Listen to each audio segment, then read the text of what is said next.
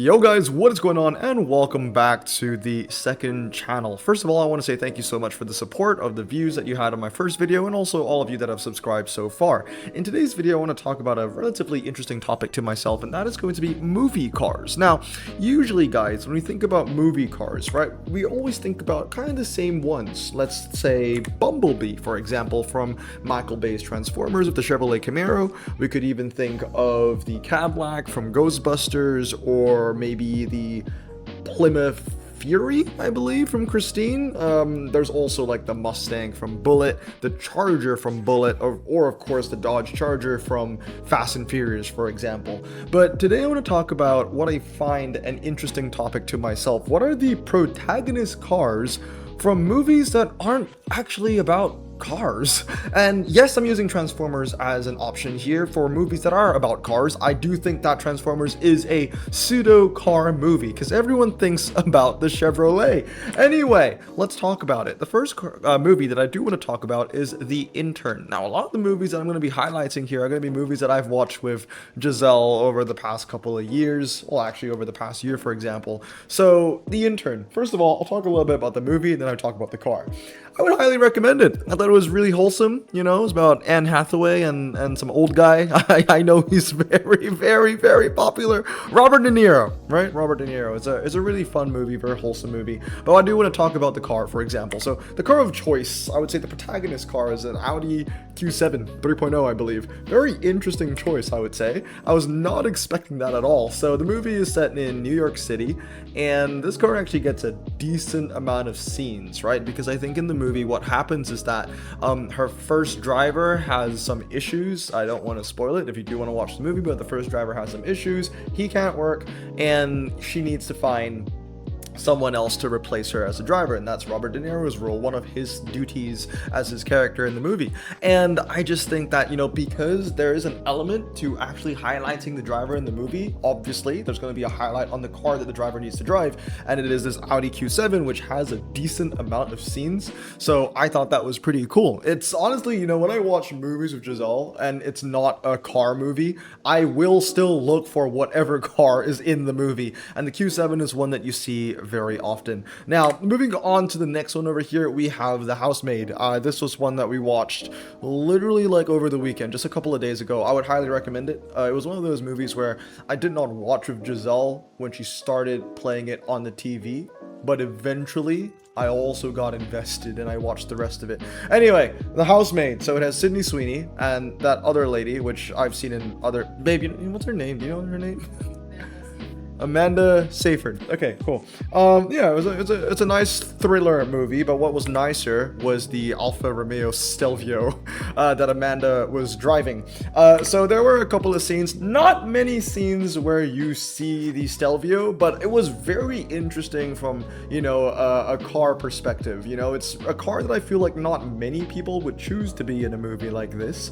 An Alfa Stelvio. Now, just to give you some context, this is a very wealthy family, right? Like borderline, they live in a very nice estate, and you would think that they'd be driving like, I don't know, a Bentayga, or maybe something even more basic like a GMC Yukon Denali, or maybe even an Escalade or something like that. But no, they actually went with the Italians, and it wasn't even the Purosangue, it was a Stelvio. I found that very interesting. A white Stelvio too, not even a red one, but a white one. So that was the protagonist car in the movie. It doesn't get a lot of scenes, but I thought it was a very nice touch, very unique touch as well. Next one is Knives Out the Third, Wake Up Dead Man. This one was particularly cool for me.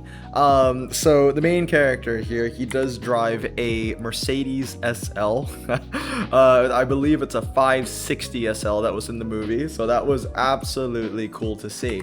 I know Knives Out is kind of known for this. I think the first movie had a classic BMW. The second one, I believe, was set on a boat, so I don't think there was a car there. I know there was a Porsche 918 in the second one though, but in the third one though, we do have this beautiful Mercedes SL, which is really nice to see. Again, not a lot of scenes where you see this car. I think the most prominent time where you see the Mercedes SL is when they're at the police station, and I think that's really one of the only times you see the car, but it is beautiful to see a stock 560 SL in the movie. Anyway, moving on to the next one that I want to talk about is Die Hard 3, Die Hard 3 with a Vengeance. I believe we watched this just a couple months ago, about 3 months ago during Christmas, right? So obviously, right, Die Hard's a Christmas movie and all. This was a really fun one.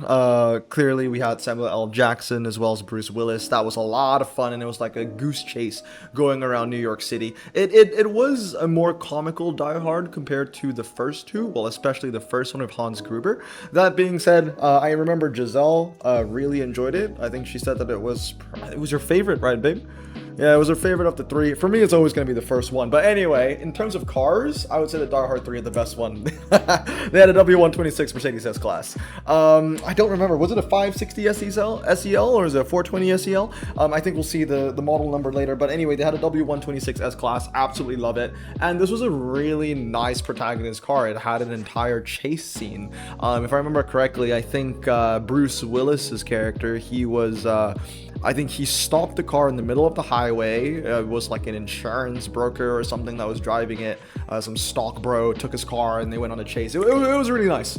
I believe, yeah, 560 SEL. There you go. So that was really, really cool. This car had a whole scene. It was flying. It was jumping. It was getting shot at. It was really cool. So it was nice to see the 560 SEL being highly portrayed in a movie such as this. All right, moving on to another one that I want to talk about is The Gray Man. I think we watched this one, I want to say 2 weeks ago, maybe last week. It was pretty recent. And this one, I mean, there was a very clear sponsor in this video, not in this video, but in this movie, and that was Audi. Just about every protagonist in the movie drove an Audi, and we found it particularly interesting that only the good guys were allowed to drive the Audis. All the bad guys, I would say they were in cooler cars, they were in G-Wagons, but all the good guys were in the Audi. And I think the main protagonist car is the Audi RS7. I gotta say though, this is pretty bad CGI, not gonna lie. Like, you can tell it looks like a video game for the RS7. There was one section in the movie that was based in the Czech Republic, and I found it very, very interesting. It's also the same scene that has the Audi RS7 going through a chase with some motorbikes. But I found it really funny that just about every pedestrian car used, every civilian car used in the Czech Republic scene, all the police cars used in the Czech Republic scene, everything was a Skoda. I remember watching the movie with Giselle and I was just counting every Skoda that was in the scene. Honestly, guys, if you do watch The Gray Man and you do drink, I wouldn't recommend it because you would be dead.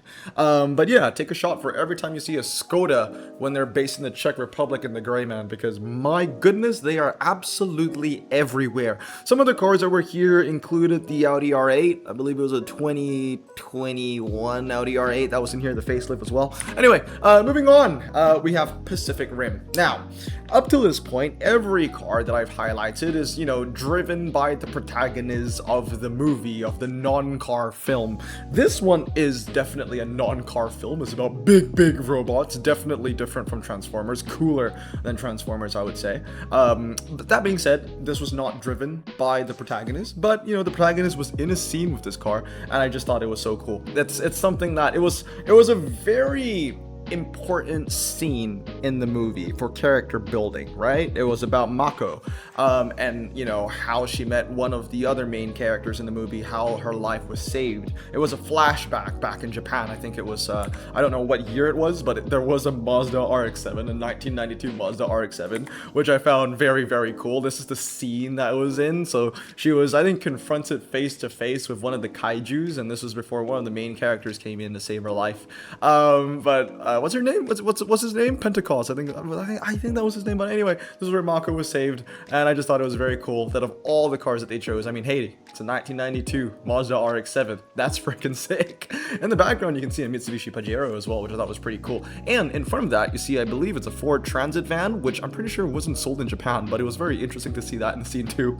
But anyway, we have one more movie. Oh no, sorry, two more movies to recover. So this one, we have Uncut Gems. Watch this one with Giselle. Giselle, I believe at the beginning of the year. And again, we're going off with some really cool Benzes. The W221 Mercedes S-Class.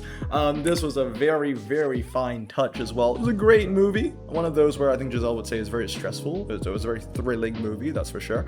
The Mercedes S-Class was used in a couple of scenes when the main character drives home, when the main character is at the school, and I believe when the main character visits his second property, which is an apartment as well, main character being Adam Sandler. I forget his name in the movie, but then again, this is not a movie, a video about movies. This is about the cars that they use. That's my expertise here. And yeah, using an S-Class, a W221 S-Class, now that is unique. And I really, really loved the car choice in this movie. What I found particularly interesting, and I think that this is the third time I've said it in this video, so take a shot if you want every time I say that. What I find it really interesting is that in a lot of movies, the S-Class is portrayed as a car of power, used by very rich individuals, usually featured characters in a movie. It's never often where the main character in a movie actually drives an S-Class, right? Even in the Die Hard case, that wasn't Bruce Willis's car, for example. He stole it off the street.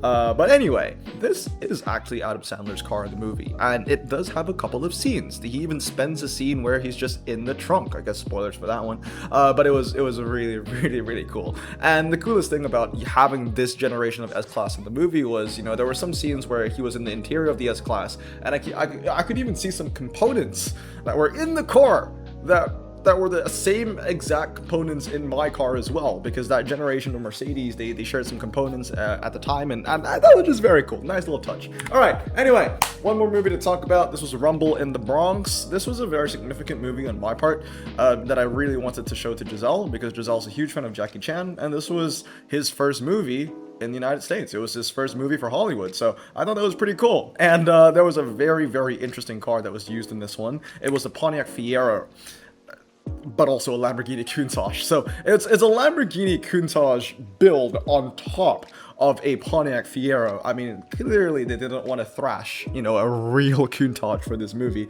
So they actually built one off a Fiero platform, which I thought was pretty freaking cool. So this was used towards the end of the movie when he was chasing the big baddies, and I think it was a hovercraft, something like that.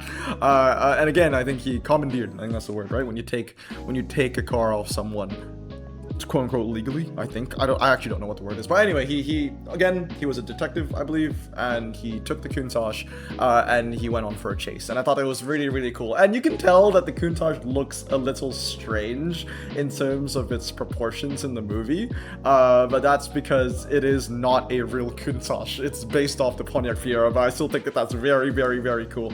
But anyway, guys, that's going to be it for today. Let me know down in the comments below what non-car movies portrayed a car that you found very interesting. But anyway, guys, that's going to be it for today. Hope you guys have a great day. Stay safe, wash your hands, and peace.